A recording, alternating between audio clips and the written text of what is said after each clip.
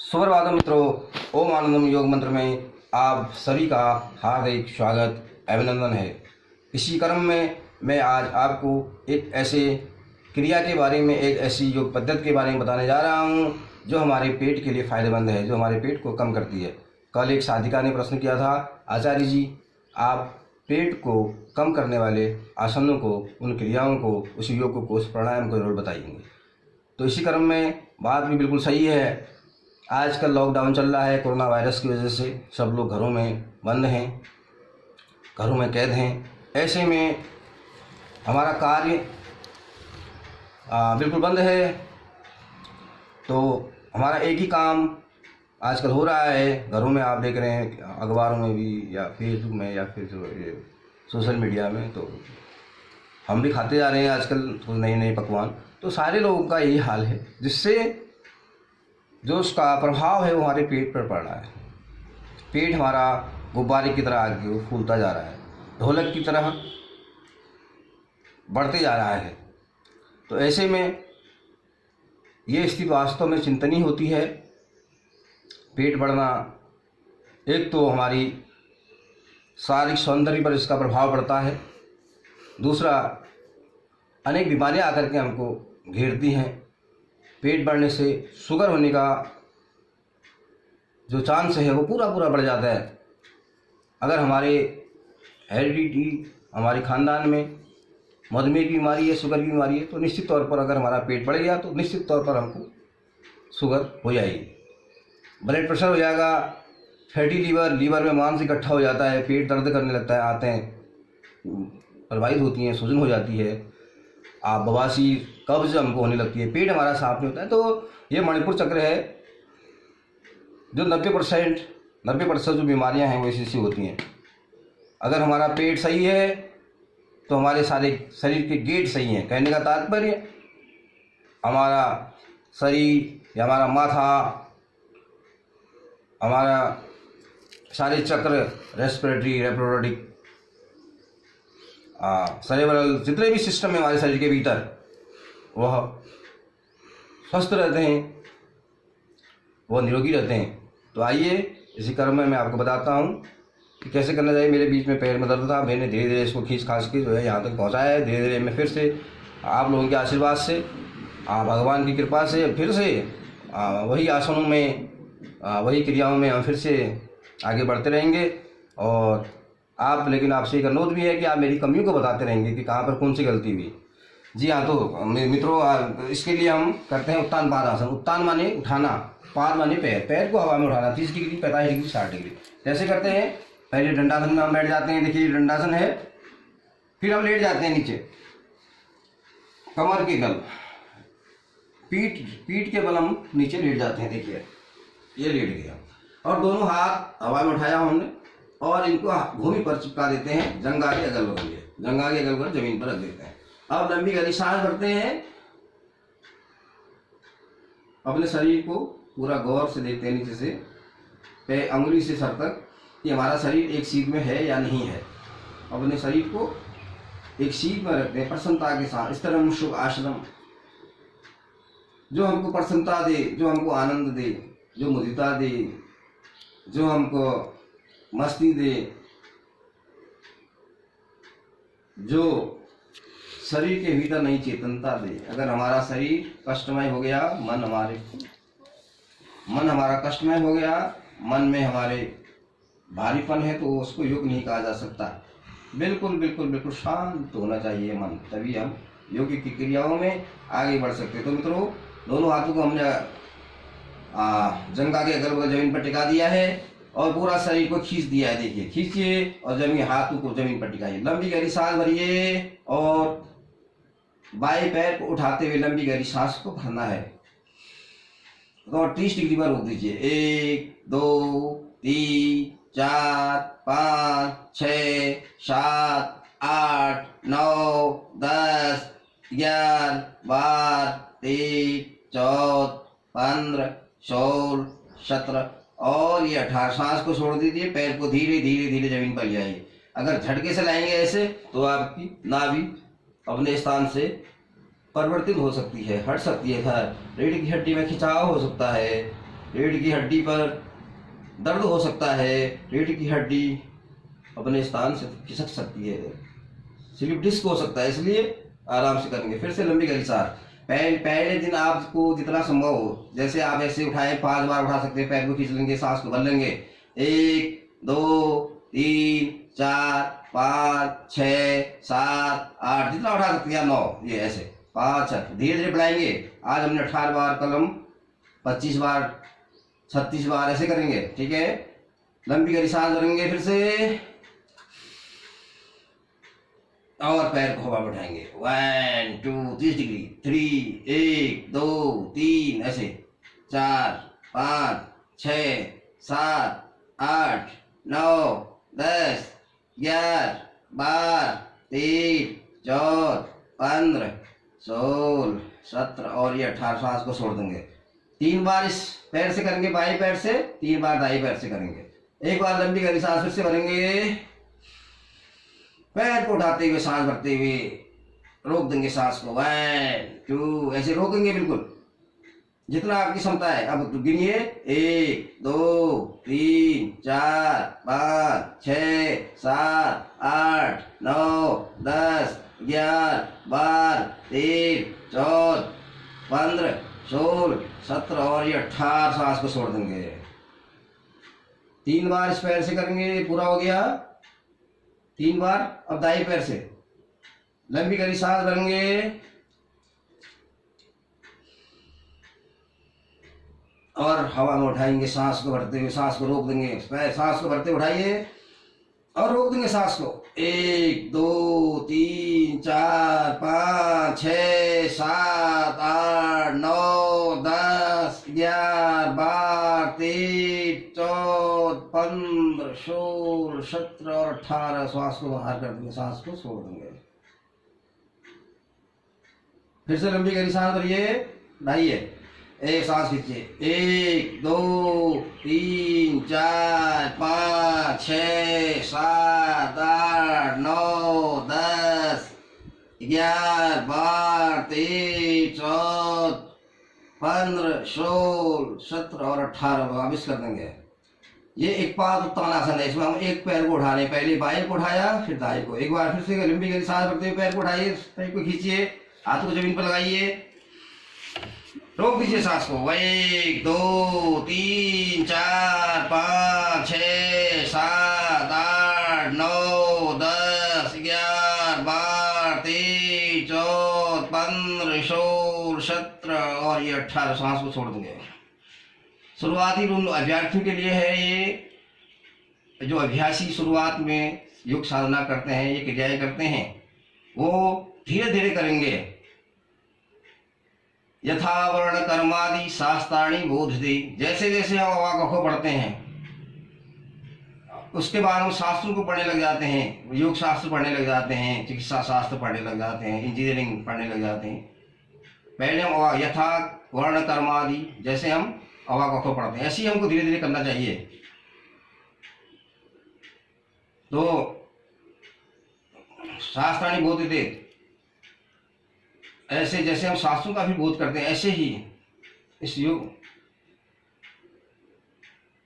तत्व ज्ञान को प्राप्त करने के योग अभ्यास कुरु, ऐसे ही उस तत्व ज्ञान को प्राप्त करने के लिए धीरे धीरे धीरे धीरे धीरे धीरे धीरे धीरे धीरे धीरे योग की साधना में आगे बढ़ते हैं। जैसे हम पहले शुरुआती कक्षा में 1 में होते हैं, वहां पर हम ओ आ ई तक सीखते हैं, ऐसे फिर आगे क्रम में सीखते हैं 1 2 3 4 1 2 3 4। तो 5वीं 10वीं 12वीं 15वीं 16वीं जब हम करते हैं, या इंजीनियरिंग या मेडिकल या चिकित्सा या जो भी आप काम करें, तो धीरे धीरे हम नाम लिखना सीखें। जरूरी नहीं है कि हम चिकित्सा में या योग में या किसी भी क्षेत्र में, अलग प्रतिभा भगवान हर आदमी को अलग अलग प्रतिभा देता है, वो अपने हिसाब से उस प्रतिभा को दिखाता है। परमात्मा के हाथ में सब डिपेंड होता है, वही नियंता है, वही धरता है, वही करता है, वही पालक है, वही संहारक है। इसलिए अपना कर्म करते रहिए, फल की इच्छा मत कीजिए। कर्मण्येवाधिकारस्ति मा फलेषु कदाचन। भगवान श्री कृष्ण ने गीता में ये ज्ञान दिया अर्जुन को, आप कर्म करिए, फल की इच्छा मत कीजिए, फल जरूर मिलेगा आपको। इसलिए आपको कर्म करना है, फल आपका पेट जरूर कम होगा। और अब हम करते हैं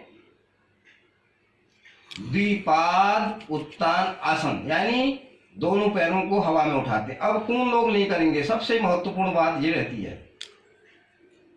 कौन लोग कर सकते हैं, कौन नहीं कर सकते हैं। वो लोग नहीं करेंगे जिनको कमर में, रीढ़ की हड्डी में जिनको दर्द रहता है, वो लोग धीरे धीरे अभ्यास को बढ़ाएंगे, एकदम नहीं करेंगे। नहीं तो पैर नीचे आएगा, पैर में उनके कमर जाए में दिक्कत हो जाएगी, झटका और ज़्यादा उनको लगने लगेगा, रीढ़ की हड्डी अपने स्थान से च्युत हो जाएगी, हट जाएगी, तो और ज़्यादा दिक्कत हो जाएगी। अगर कोई ऑपरेशन हो रखा है पेट का या किसी अन्य चीज़ का, तो यूटेरस का, तो नहीं करेंगे, 6 महीने तक नहीं करते हैं। अगर हमारे पेट में किसी के अल्सर हो तब भी ये क्रिया नहीं करते हैं। अगर नाभि भी हमारी अपने स्थान से हट चुकी है तब भी ये क्रियाएं नहीं करते हैं। अगर हमको चक्कर आने की दिक्कत है, चक्कर आने की समस्या है, अगर हमको मिर्गी आती है किसी को, तो नहीं करते हैं। दूसरी बात, हृदय में अगर हमारी कोई दिक्कत है, ब्लड प्रेशर बढ़ा है, तब भी इस क्रिया को नहीं करते हैं। बवासीर होती है या फीसर होता है, तब भी इस क्रिया को नहीं करते हैं। और सर दर्द होने की दिक्कत होती है, माइग्रेन है, तब भी इस क्रिया को नहीं करेंगे। अगर हमको दमा है, अस्थमा है और सांस फूलने की अगर हमको दिक्कत है, तब भी हम सांस रोक करके यह क्रिया नहीं करेंगे। पहले हम चिकित्सक से अपना इलाज कराएंगे, उसके बाद इन क्रियाओं को करते हैं। और माताएं बहनें, बहु बेटियां मासिक धर्म के 6 दिन तक इस क्रिया को नहीं कर सकते हैं। इसलिए ये जरूरी है मित्रों कि आपको इसका पूरा ज्ञान होना चाहिए। अब हम करते हैं द्विपाद। अभी हमने किया एक पाद, इसका पेट और मणिपुर चक्र पर नाभि पर प्रभाव पड़ता है। ये कंपन मणिपुर चक्र, यहाँ पर कुंडलिनी 3.5 फेरे लपेटे नीचे को, यहाँ पर सोई रहती है, इसका मुंह नीचे को होता है, उसको हम उठाते हैं। इसके माध्यम से योग में आपने सुना होगा कुंडलिनी शक्ति, वो इसी यहीं पर टिकी होती है, वहीं पर स्थिर होती है। उसको इस क्रिया के माध्यम से हम जगा सकते हैं, उसमें उसकी ऊर्जा को हम जो है ऊर्ध कर सकते हैं। जो सुसुप्त अवस्था में नीचे को है, कुंभकर्ण की जो नींद सोई हुई है, उस कुंडली को हम, जो जन्मों से आज मेरे को 45-46 साल हो गए, तब तक मेरी कुंडली आज तक सोई है, अब हम योग क्रिया के द्वारा उसको जगा सकते हैं। 45 साल में ऊपर भी कर सकते हैं। इसलिए ये क्रिया करेंगे। लंबी गहरी सांस फिर से तैयार करते हैं, शवासन में लेट जाते हैं। दोनों हाथों को अपने जंघा के पास भूमि पर नीचे टिका देते हैं, ऐसे तान करके बिल्कुल। और दोनों पैर को उठाएंगे 30 डिग्री पे, फिर 45 डिग्री पे, फिर 60 डिग्री, ऐसे करके 90 डिग्री तक पूरा सीधा, 90 डिग्री बिल्कुल सीधा होता है। मैं बताऊंगा धीरे धीरे आपको, आज पहला दिन है इसलिए ये काम करेंगे, ये क्रिया करेंगे। लंबी गहरी सांस, ये धीरे धीरे मैं कल दूसरी क्रिया बताऊंगा, परसों तीसरी क्रिया बताऊंगा। लंबी गहरी सांस भरेंगे, पैर उठाएंगे हवा में 30 डिग्री और रोकेंगे। 1 2 3 4 5 6 7 8 9 10 11 12 13 14 15 16 17 और ये धीरे धीरे धीरे धीरे धीरे धीरे धीरे धीरे पूरा हो गया। देखिए यहाँ पर आपको दोनों पैर उठाने में यहाँ पर एक कंपन हो गया, ऐसे ऐसे पेट हिलेगा, आपका मांस पेट का नाभि कंपन करने लगेगी, आपकी धरणी में कंपन होगा, कंपायमान होने लगेगी, ऐसे ऐसे ऐसे हिलने लगेगी। तब तक रुकना है, जितना देर रुकेंगे उतना बढ़िया कंपन आपका करेगा और मांस आपका बिल्कुल रिड्यूस हो जाएगा, बिल्कुल क्लियर हो जाएगा। 2 हफ्ते में बिल्कुल साफ पेट आपका भीतर। खाने में पानी का ज़्यादा से ज़्यादा प्रयोग करेंगे, लेकिन भोजन के 1 घंटे बाद आप पानी पिएंगे। दिन में खूब सलाद खाएंगे भोजन के साथ। रात को सुपाच्य भोजन करेंगे, जैसे मट्ठा ज़्यादा पिएंगे, दलिया दालें, रोटी 2 खाएंगे, संभव हो चोकर वाली रोटी खाएंगे, और 2 रोटी खाएंगे। 1 घंटे बाद पानी पियेंगे। अगर बीच में आपको पानी पीना हो तो गुनगुना पानी पियेंगे, गर्म पानी पियेंगे। पेट को जल्दी अगर आपने पूरा भीतर करना है तो रोज़ गर्म पानी पियेंगे। भोजन में सलाद का प्रयोग, अंकुरित अनाजों का प्रयोग ज़्यादा करेंगे। तली हुई चीज़ें, बासी चीज़ें और तली, समोसा, जलेबी, पकौड़ी, जो तेल में तेली जो पदार्थ से बनी जो चीज़ें होती हैं उनको नहीं सेवन करेंगे। बाज़ार का चाउमीन, मोमो, बर्गर, ये जो आइटम बाज़ार के होते हैं नहीं खाएंगे। चौकर वाली रोटी खाएंगे। सब्जी ज़्यादा से ज़्यादा प्रयोग करेंगे। दालों का ज़्यादा से ज़्यादा प्रयोग करेंगे। सलाद का ज़्यादा से ज़्यादा प्रयोग करेंगे। और सुबह को खूब खाएंगे। राजकुमार की तरह, दिन में राजा की तरह, रात को भिखारी की तरह भोजन करेंगे। बढ़िया से बिल्कुल। रात को मिल गया तो ठीक है, नहीं मिला तो सो गए आराम से, भगवान का भजन करते हुए, सुमरन करते हुए। हे प्रभु आनंद दाता, ज्ञान हमको दीजिए, इस भावना के साथ सो जाएंगे।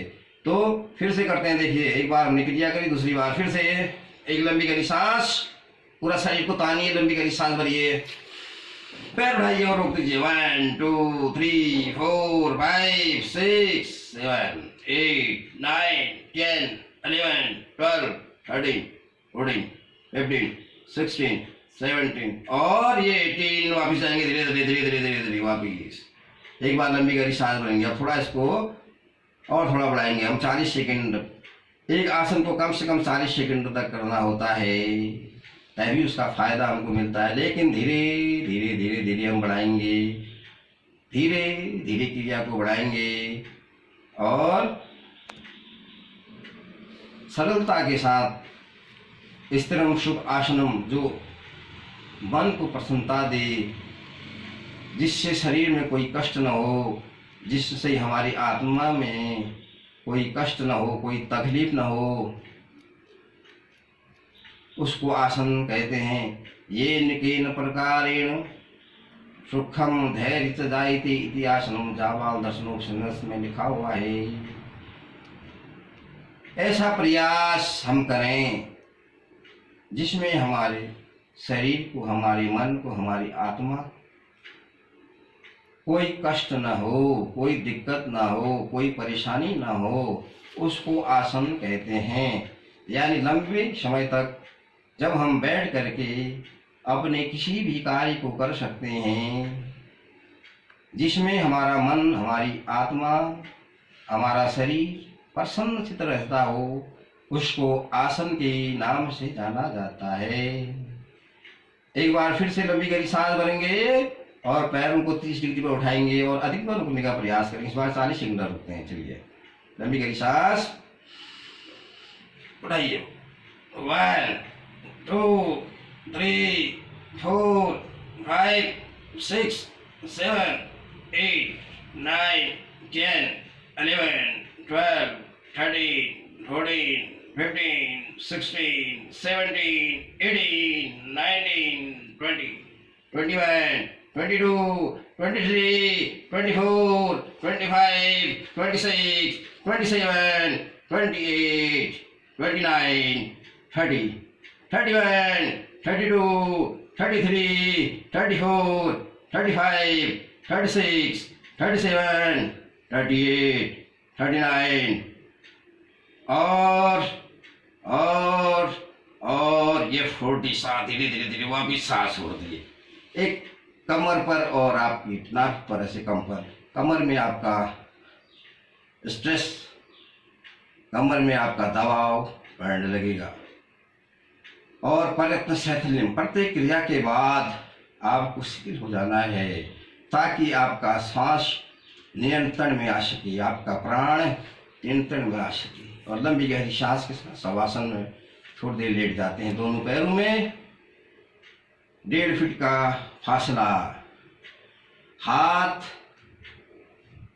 कमर के अगल बगल, जंघा के अगल बगल 6 इंच की दूरी पर अर्ध खुली अवस्था में है। ऐसे अर्ध खुली अवस्था, आंखें सहजता से बंद।